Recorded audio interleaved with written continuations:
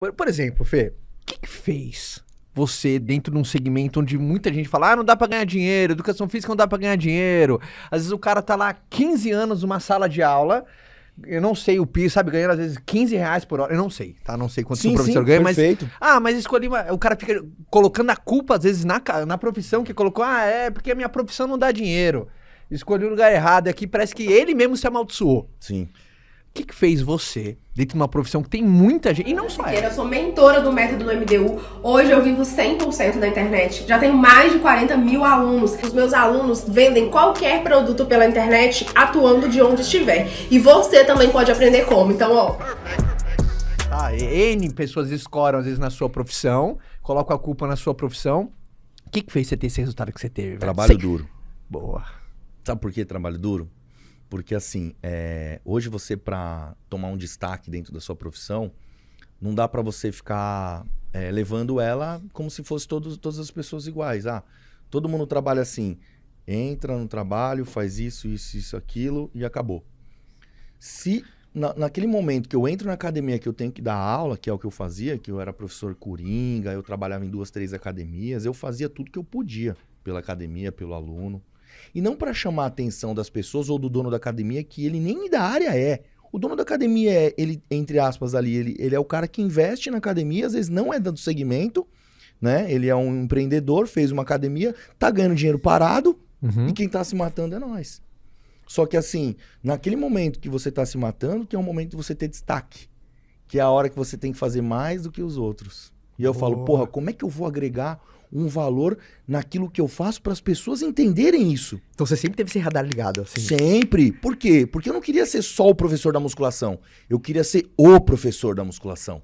Uau! Né? É isso aí. Então, assim, quando a pessoa vinha treinar comigo, ela não saía dali só sabendo puxar o ferro. Ela sabia a biomecânica do aparelho, ela sabia qual era o aparelho que ela executava, qual é o músculo que trabalhava, qual é o tempo de descanso dela e o porquê ela está executando aquilo tudo, né? Então, se você tem uma bagagem de informação para ser passada para as pessoas, por que só colocar a pessoa no aparelho e falar, faz esse aí? 3 de 10 aí. Acabou. É isso que eles faziam. Mas quando chegava no Felipe, era o melhor treino, era a melhor aula, era o melhor desempenho e era a melhor motivação para aquele aluno ir embora para casa e se desempenhar em outras atividades da vida dele. Você fazia isso? Tipo, vamos, cara, vamos, tá, mais uma, dá. Eu fazia, tem vídeos meus na internet que a gente fica zoando no momento do vídeo, mas fora do momento do vídeo, para você treinar realmente, são palavras fortes que fazem com que você tenha um desempenho de 1, 2, 3, 4 repetições a mais.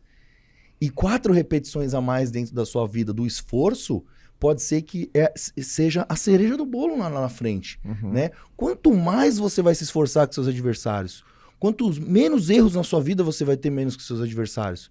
Quanto mais você vai chegar e se comprometer com aquilo que você quer, quanto mais você vai rezar, orar, pedir para Deus para chegar no seu sonho, independente de qual seja ele.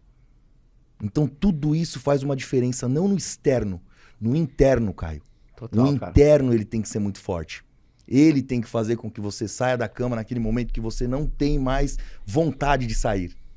Que aí entra o fator disciplina e motivação. Não estou motivado, mas sou disciplinado. E se a disciplina não estiver lá, porque faz parte do seu cansaço, você tem que levantar do mesmo jeito. Porque você é o campeão, você é o guerreiro, você é o cara que realmente vai sair da cama todos os dias porque você quer ser alguém diferente. E fazer a diferença na vida das pessoas. Sabe qual que é o louco? Você levantou uma bola absurda que é um princípio que eu acredito muito. Você não era pago naquele momento da sua carreira pra fazer esse a mais. Você era pago ali pra monitorar. Nossa, perfeito. Aí não era, Caio. É aquela coisa, faça mais do que você é pago. Exato. Pra você ter um destaque que os outros não conseguirão, né? Muita gente, por exemplo, faz só o que é pago. Você fazia aquele a mais. Por exemplo, eu não era pago pra ficar do lado do cara e falar assim, não, vai lá, mais uma, mais 2, mais 3. Eu era pago pra falar, 3 de 10 aqui, 15 de cada lado, a máquina é assim, tchau. E vai lá ajudar outra pessoa. Sim. Às vezes você poderia preservar o teu trabalho fazendo o básico. Sim. Mas você fazia mais mesmo sem ninguém estar olhando. Mas aí tem uma mágica que eu acredito, sempre tem alguém olhando, né, velho? Não tem jeito. Sempre tem alguém olhando. Às vezes tem um aluno ali do lado e fala, porra, cara, esse professor é diferente, cara. Às vezes tem um cara ali que você não tá percebendo que tá te olhando, pô, esse cara é diferente. Aí chega em você, você dá personal, cara? Puta, perfeito. Aconteceu isso com você, Já velho? aconteceu bastante. Por que acontece? Eu dou sempre um exemplo, né? Se você trabalha aqui, né, nesse quadrado, e você não faz esse a mais, beleza, você pode manter o básico muito bem. Mas esse a mais pode te gerar outras coisas. Assim como você, de repente, ter um desempenho maior e ir para um outro setor da sua própria empresa. Porque você já está trabalhando sua mente e trabalhando os seus estudos para estar em outro setor da empresa e não ficar o tempo todo só ali, né? Então, assim, quando eu dava aula dentro da academia, que eu pegava e, de repente, em um mês, já transformava um aluno, falava, mano, eu tô com muito mais força. Eu falei assim, força é a principal capacidade física que nós vamos aumentar aqui para obter seus resultados. Aquele cara levantou 5 quilinhos a mais do supino, para ele assim, fala, mano, e aquele cara que nunca fez uma barra e você colocou o cara para fazer uma barra? Ele não fazia barra. Barra é difícil de ser feita. E o cara fez uma barra na vida. Fala, mano, eu fiz uma barra. Quem te ajudou?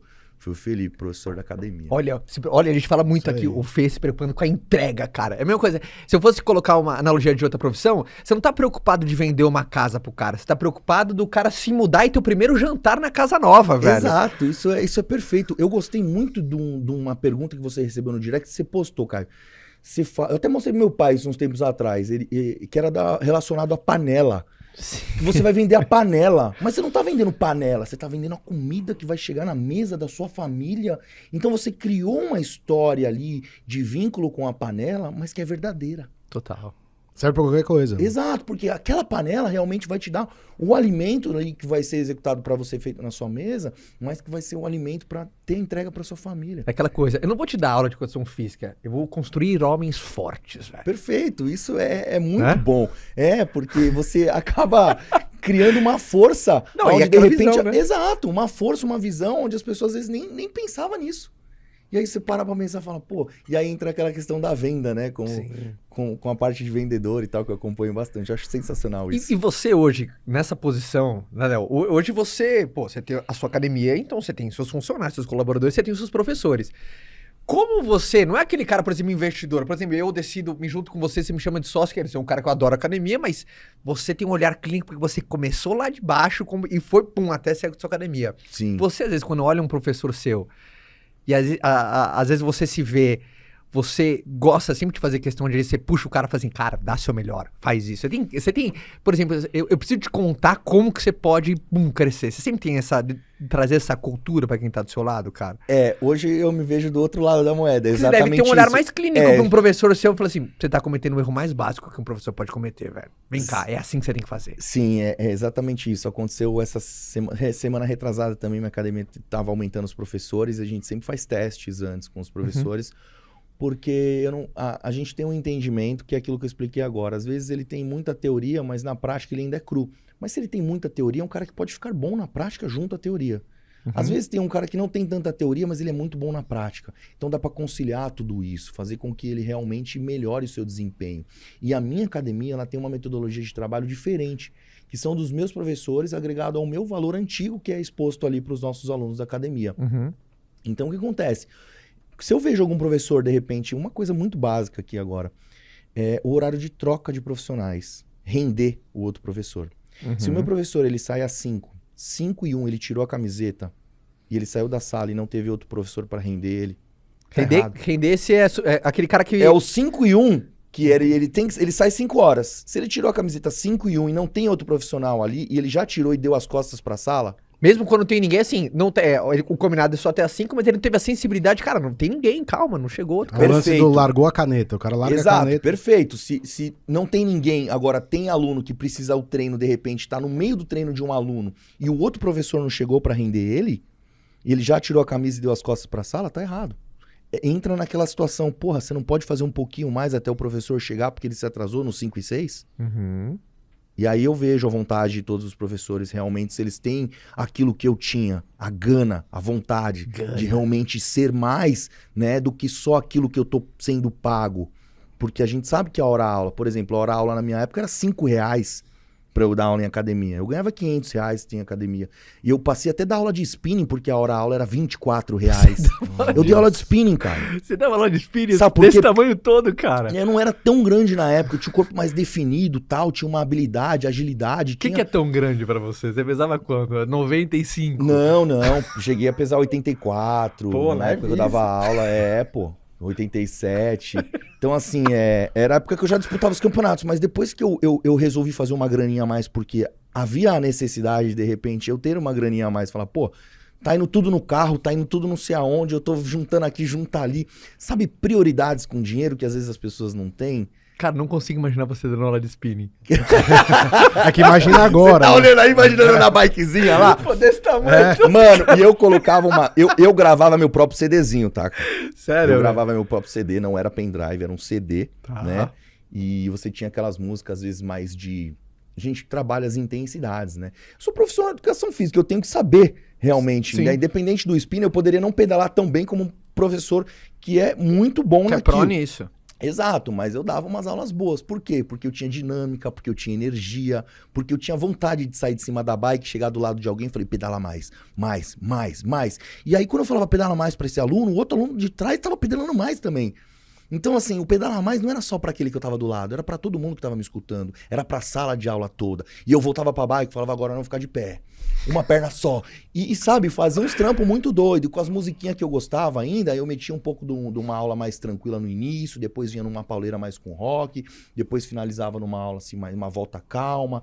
Então eu tinha uma ordem trabalhando em cima do que é o spinning, o que é a parte subida, né, declive, aclive, sempre estimulando o aluno a fazer com que minha aula seja perfeita pra ele, pra aquele momento. É um detalhe que faz muita diferença o lance da música no spinning, né? Muitos, tem que ser meio DJ, né? Não, e aí, porque tem um lance, não adianta começar na pauleira e o cara... sabe o que me deixava mais doido? Quando uma pessoa fala, mano, a aula do Felipe é muito foda.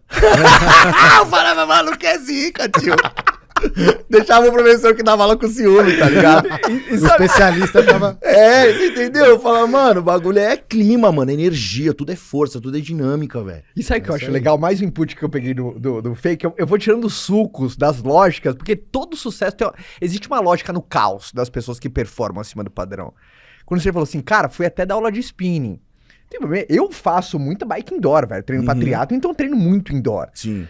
Mas você foi pra um esporte, por exemplo, que é meio às vezes oposto. Você é grandão, porra, pesado. Pô, fisiculturismo. Mas você é aquela... Quanta gente, Fê, aí, exportando pra realidade de cada um, às vezes tem vergonha de fazer algo, porque, sabe, tem um ego grande e o bolso fica pequeno, cara. Tem muita gente que às vezes podia ter o seu tamanho e fala assim, pô, eu vou dar aula de spinning? Pô, meteu uma marra, né? É. Você acredita que não tem muita gente que às vezes não deixa o ego fazer o cara às vezes recomeçar ou fazer algo que pra outros ia ser aquela coisa, puta, mas o que o outro vai pensar de mim, isso, aquilo? Com certeza, é aquela pessoa que acaba se inibindo porque os fatores externos vão mostrar pra ela que de repente ela pode se sentir mal, que é exatamente isso que você disse. Pô, o que vão achar de mim se eu começar a dar aula de spinning? Você entendeu? Então vai bloquear o meu bolso, que foi o que você falou agora, de repente você podia estar com o bolso um pouquinho melhor. Ninguém paga tuas contas? Exato, mas aquele bloqueio tirou esse trampo seu, né? Não deixou você evoluir, por exemplo. Quando eu fazia, às vezes, pegava e falava, vamos dar aula de hidroginástica. Pra tiozinho, não importa. Se tiver faltando um professor, eu vou lá, vou mandar aqui, ó. Meti o louco. Mas era a melhor aula, tinha que ser a melhor aula. Porque era eu que tava fazendo a parada, entendeu? Então, assim, e dentro de mim, sempre aquele medo de passar aquele... Puta, eu devo ser um babaca, né? Mas eu sou um babaca com vontade. Tá ligado? Isso aí. É diferente de ser um babaca, né? Você é um babaca com vontade.